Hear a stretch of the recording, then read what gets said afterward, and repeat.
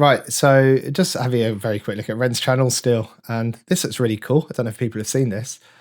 So Ren's written, for anyone interested in the UK clinic we will be opening, things are all moving in the right direction. It's taken longer than expected, as is the case when opening health clinics, as we want to do everything in the best, safest, and most effective way possible. We also want the space to look great, which it definitely will. So for those who don't know, and I heard about this months ago, I think, that Ren was considering opening some form of clinic in the UK, and it sounds like he's really close, which is really exciting. I love the way he's touching upon best. Best is hard to quantify, but safest and most effective way possible. So that sounds really good. The location, the soul behind it, and space we are building for the community is going to be something incredible. And this just kind of we've just been talking about inequality and people struggling with things, haven't we, in the previous reactions? And this we talked about the hands-on approach, like what can we do? And this is the kind of thing I meant around this social community engagement type ventures.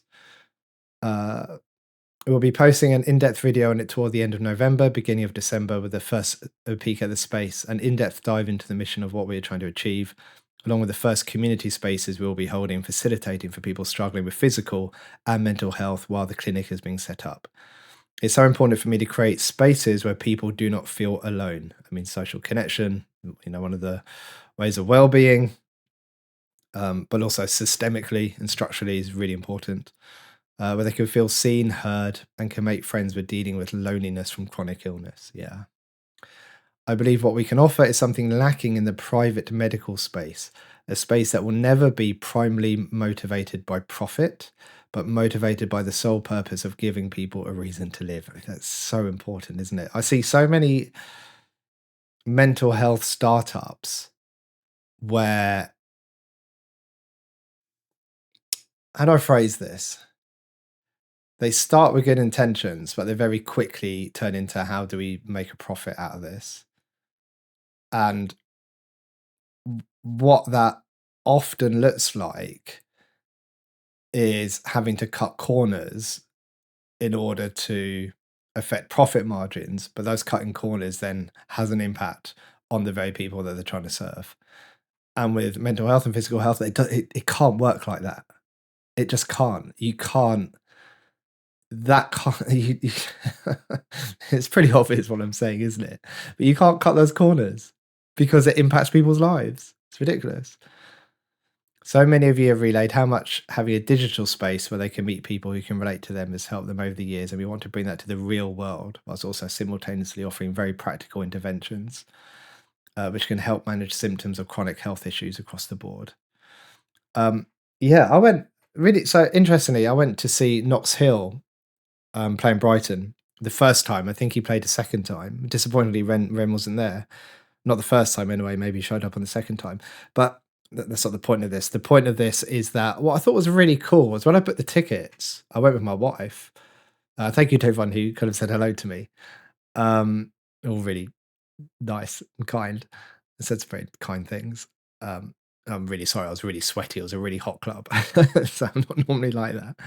But that aside, something that really stood out was Knox had put on the digital ticket that if you were going by yourself, he had set up a space and a time for people to kind of digitally meet, but then also meet in real person prior to the gig. So to, just be a bit of a community around it. And I really, really liked that. And what Ren's saying here about there being a digital space, but now bringing that into the real world just really resonated with me. So I see Knox and Ren having very similar values there. And that really connects with my values as well, which is probably why I like them so much.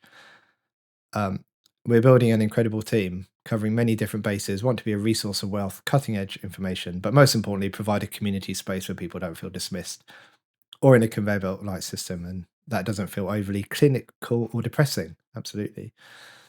From years of having my own health problems, I feel I've learned the things that are missing from creating environments that don't feel sterile to comfort and ways to build your own support networks that you can build and take with you even after you've left. A small example. In waiting areas, I have decided to implement a badge system. If you wear a green badge, it means come chat to me, so you can make friends with others visiting the clinic. Blue badge means I don't want to talk right now, because sometimes symptoms can flare up and you just want to be in your own world. Same with the group therapy sessions we'll be running.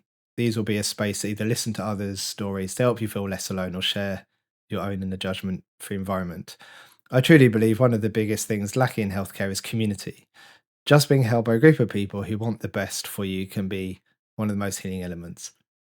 Meeting others with their own struggles can be a great way to compare what is and what isn't working, can be the birthplace of opportunities you never thought possible, and can be the difference between life and death. I'm proud to reveal the name. It's called The Sanctuary. Watch this space. So, yeah, what I really like about this is this top bit. From years of having my own health problems, I feel I've learned the things that are missing. So, we would call this a bottom up approach. So, generally, what happens, what I see a lot as well in healthcare is services are made top down. So, they start with policies and pathways and, diagnostic pathways and things, treatment pathways, and then then it's built down from there. Whereas when you take people's experiences, like lived experience, and you build a service up, it's a bottom up approach.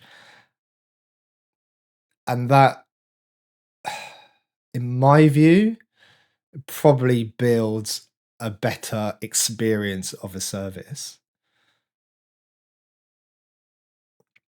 Obviously, that service will need some form of pathways and so they know what they're going to be doing with people and how best to support people. But I think if that foundation is built upon lived experience, I think that's really good. I think it's really helpful. I like the idea of the green badge, blue badge, because that's right. It's just a clear marker of how you are that day without having to articulate it, which can be really difficult for people. I really like that. I love this idea so much. I hope, looking at another comment, it looks like this is going to be based in Brighton, which is so close to me. Maybe when it opens, I can pop down. I don't know if Ren ever sees any of my reactions and wants to chat about it. My PhD that I've literally just submitted is literally about building services using bottom up approaches to better support people who've experienced trauma. So my background's trauma, but I'm sure I might have some helpful advice or guidance, or just, I don't know, just some kind of chat with Ren. That'd be cool. Just to float some ideas around, see what he's up to. I'm guessing he's got some very good expert advice on this from people who connect with similar values, as his own. But this just feels like something that I'd really want to be part of. If you know Ren, if you got any connections with Ren or Ren's group, point him my way. I'd be really interested to be involved with this. Let's get the community connected again. There you go. What a man. I think that's all I have to say about this. Thanks for watching. Bye bye.